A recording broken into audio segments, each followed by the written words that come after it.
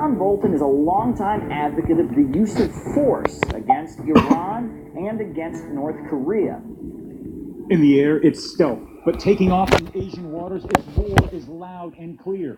A message to China and North Korea that the U.S. has placed its most high-tech fighter within striking range. I think the president is assembling a war cabinet.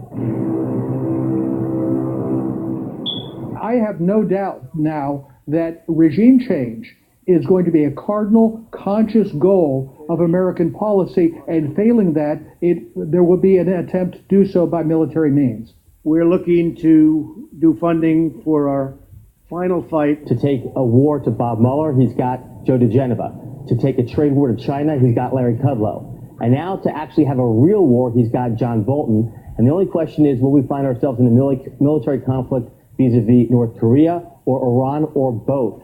Because John Bolton's rhetoric has been very clear. He believes the Iran deal should be torn up, that we should engage in military action in the Middle East.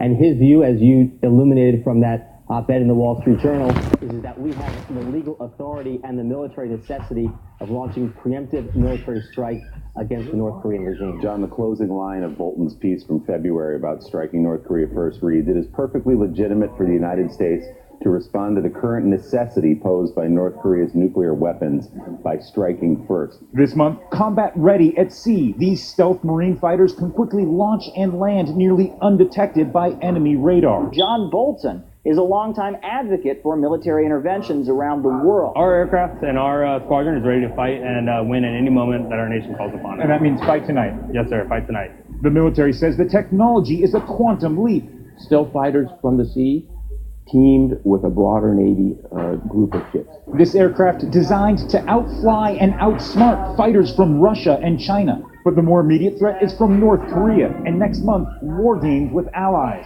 The WASP may take part in those training exercises. What I will tell you is we operate routinely with all of the partner navies in the region. Awaiting orders, the F-35Bs are sending a strong message simply by their presence. I'm holding in my hand a copy of the John Bolton's Wall Street Journal editorial from February 28th of this year that reads, "The legal case for striking North Korea first."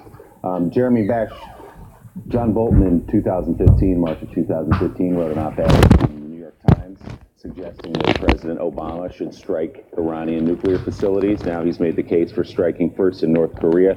What are the implications of his elevation to National Security Advisor? No, Willie, I think the president is assembling a war cabinet. We're spending a lot of money on our nuclear systems, to upgrade, and in some cases brand new, whether it's submarines, nuclear submarines, and others. As the president noted, today we received the largest military budget in history. John Bolton will replace H.R. McMaster as the National Security Advisor. Let me throw this at you. North Korea has released a statement, and in it, it says it's time for a dramatic reconciliation with South Korea. That sounds like a very dovish overture to the South. Are you buying it?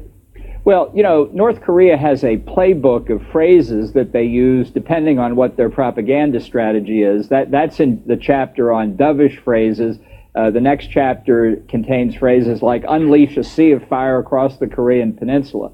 I think that their history over decades is that they, like Iran, like others, use negotiations to buy time to conceal their nuclear weapons and ballistic missile activity. So the meeting with President Trump, when it comes, I think will be a real opportunity to see whether that's the same policy they're pursuing as they have so many times in the past. They've repeatedly committed to give up nuclear weapons, and they've repeatedly lied about it. One thing about John Bolton is he's been consistent for a long time. You know what you're getting here. You know what kind of advocacy you're going to get from him.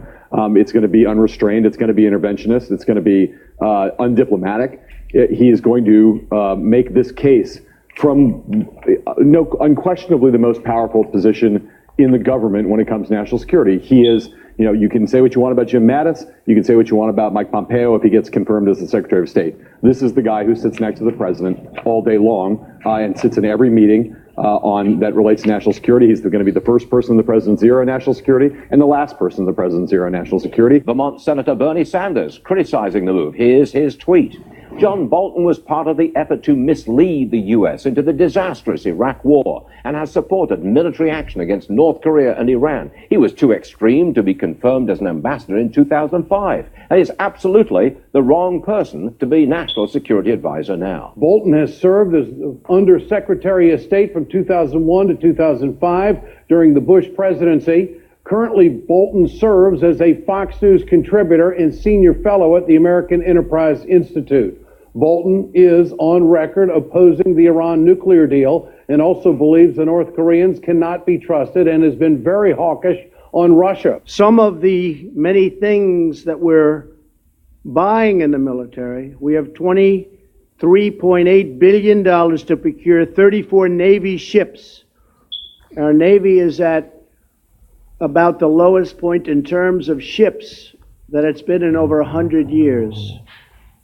And we're adding a significant number of extremely advanced vessels. $10.2 billion for 90 F-35 aircraft. That's the most sophisticated aircraft in the world, jet fighters.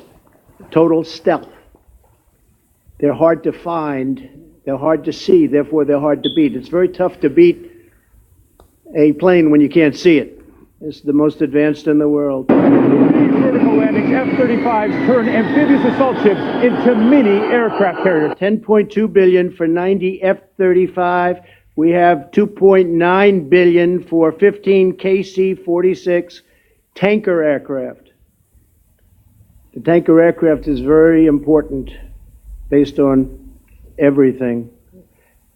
It allows our planes to travel anywhere in the world without landing. $1.8 billion for 24 FA-18EF Super Hornet aircraft fighter jets. $1.7 billion for 10 PA, the Poseidons. Incredible stuff. $1.1 billion for 56 UH-60 Black Hawk helicopters, most advanced helicopter in the world by far, fighting machine. $1.1 billion for the upgrade of 85 Abrams tanks.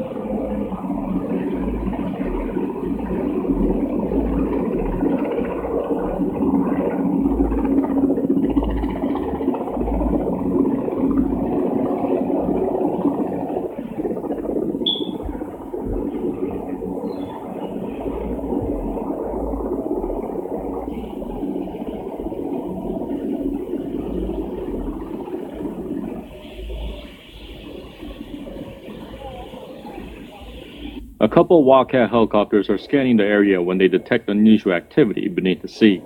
A pilot slips his helicopter into hovering mode and lowers his sonar device into the water. An enemy submarine is detected and an aerial torpedo is fired.